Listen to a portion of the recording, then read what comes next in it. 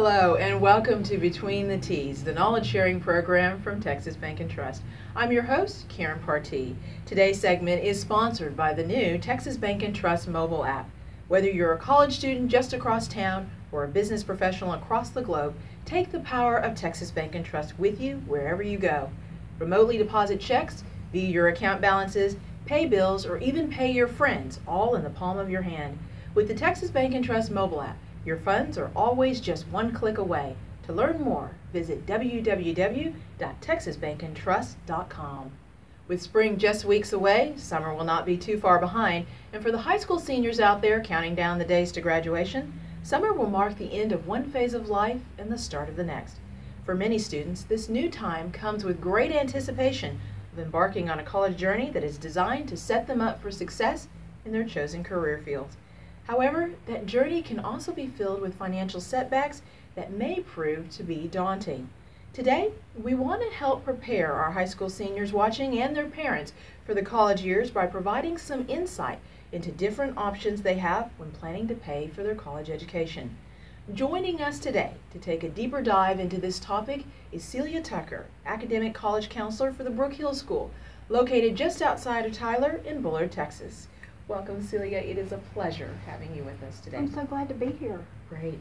I want to start by telling us a little bit about your role as a college counselor on a high school campus, and just give us some of the advice that you give to parents and students when they stop by your office for guidance. As academic college counselor at Brook Hill, I get to work with parents and students. I get to support and encourage them to thoroughly enjoy school. Okay. I get to encourage them and support them as they are thoroughly enjoying life. Absolutely. All the while they are searching for what God has totally planned for them Okay. and what He wants to do with their lives. Excellent. I also get to work with them and take them on college campuses. I think we visit 11 between middle school and high school. It kind of gives them an idea of the different colleges, private versus public, small versus large, and it's always a great idea for them to kind of feel the difference.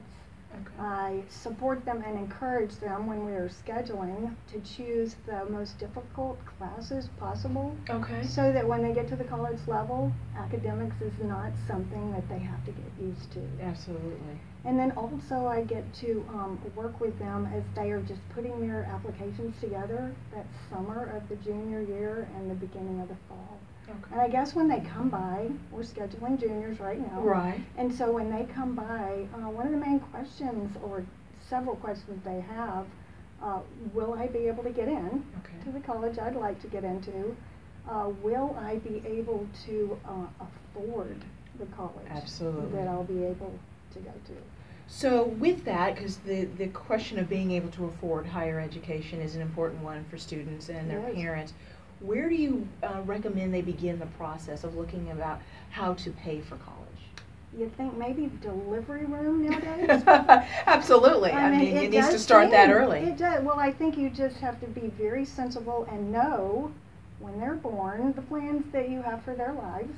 And college many times is going to be one of those, and some of the plans that you have. So if you can just start thinking ahead, doing what you can as far as a budget for the family would allow, Okay. knowing that college is going to be there to pay for one day, and so how will you do that? Okay.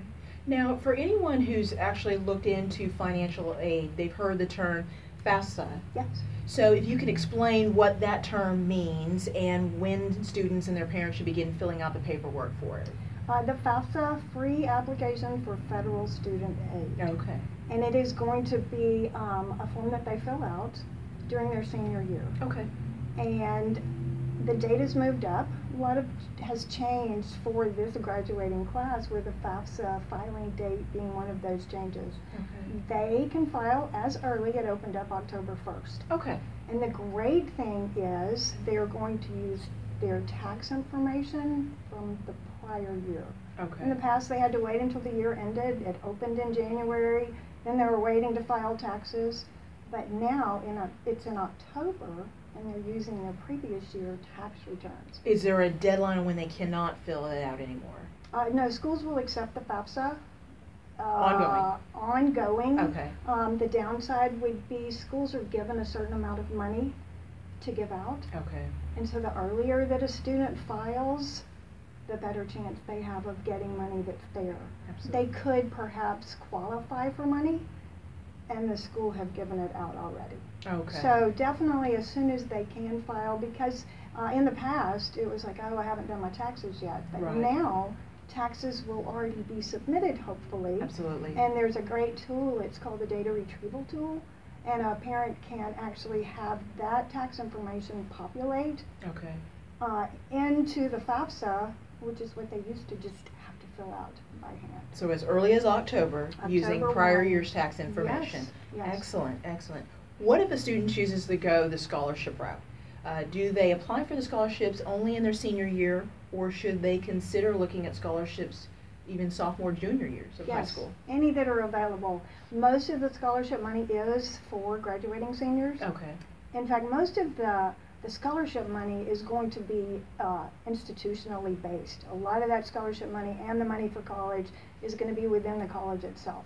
But outside scholarships, I have seen a lot of them 9th grade through 12th grade, many times essay contests. Okay. Many times scholarships, when they are essay based, go not applied for. Really? And so we try to say, if a scholarship is there and you can fill it out and you can apply for it, do it. How much of the scholarship money do you think goes unclaimed because no one has applied for it? I think a lot. I would not know exactly the figure, but I think just with experience in the past. One time had a scholarship agency call. It was a specific scholarship for a student going to UT Austin, Okay. business major, and they had no one to apply for it. So called the school and said, do you have anybody going to UT Austin going to major in business? So if nobody applied, the scholarship was not claimed. Oh, wow. Sometimes when you see scholarships, one came across the desk the other day, and it was extensive. Okay. It required a lot of work from the student. But then again, sometimes a student will see a scholarship of that nature and go, oh, this is way too much work, I don't Right. think so. So who has the better chance of getting that scholarship? The student that is going to put that work in. Absolutely. Had a great presenter. She comes every year to talk about scholarships. It's local, East Texas Communities Foundation. Okay. But she will talk to the students and say, yes, it's going to take some work, but if you spend even 2 hours on a scholarship that you're awarded $1,000 for, how's that for an hourly rate? Absolutely. And they're like, oh, okay. I get it now. I get it. What is the average amount of time that one would spend on a scholarship? I would say on the first one, it would just depend on if it required an essay. Maybe you had to gather some letters of recommendation from outside sources. Many times it's going to be it's going to ask you to list everything you've done 9th through 12th grade Right. year. Okay. So it just depends on how much information it's asking for from you. But when you think about it, that same information many times is asked for scholarship after scholarship after scholarship. So I tell students, once you've done the work, do it very well, but once you've done the work, you're going to be able to use that information over and over. Absolutely. For other scholarships. You know, many scholarships are either academic in nature or even athletic in nature. What about those students who don't play sports or are not in an honors program? What options are available for them in the way of scholarships? There are options. I had a scholarship recipient 2 years ago. He was a fantastic welder. And so he was very involved in the 4-H. He was very involved overall. He held an office and, attended a banquet where he was awarded a scholarship. So Excellent. just for that talent and his outside interest and really doing something that he really loved to do. And your role is to help them find these types of scholarships? Right. Anything that comes across our desk or my desk, we try to get out to them. Well, let me ask you because the question is, you are available there for your students, but does every student need to tap into a guidance counselor for this information, or are there online resources that may be available? There are definitely online resources. I think the counselor at your school would be definitely the first place you would go. There's so many outside resources, though, as far as, and you have to be careful because I've tried them sometime, like Okay. Fast Web. Okay. And I actually put my information in there, and my inbox was inundated. hacked. Oh, it was. And so I think you have to be careful how many you sign up for, as well as you have to be careful when you're searching on the internet. $1,000 scholarship, fill in this information, give us this information about you and have a chance to win it. Right. I think students, parents just have to be kind of careful and savvy just to realize if you're giving people this information freely, just make sure it's totally legitimate. Absolutely. Before you're giving very personal information away. What is the difference between a scholarship and a grant? I know from time to time people have been encouraged to apply for grants. Right, and grants are awarded many times through the FAFSA. Okay. So a student will file the FAFSA, and then the college will give them a financial aid package, and grants could be part of that package. And every state, I'm sure, has different grants that they give, and colleges have different grants. There's some that are federally mandated, and there's some that are they're state derived that they can give out to students. But a grant you would not pay back. Okay. There would be criteria, there might be stipulations, you might have to meet or maintain certain GPAs, some certain number of And it hours. may not even carry you through the whole time that you're in school as well. Right, it might not. Okay. Yes, So that's just true. good information to be looking at. Yeah. Well, you know, we've been talking about the rising costs of tuition. I know it's something that we discuss here at the bank many times. And with that, it leaves some students without the ability to pay, or even considering going to college because finance has become an option, or or a stumbling block, if you will.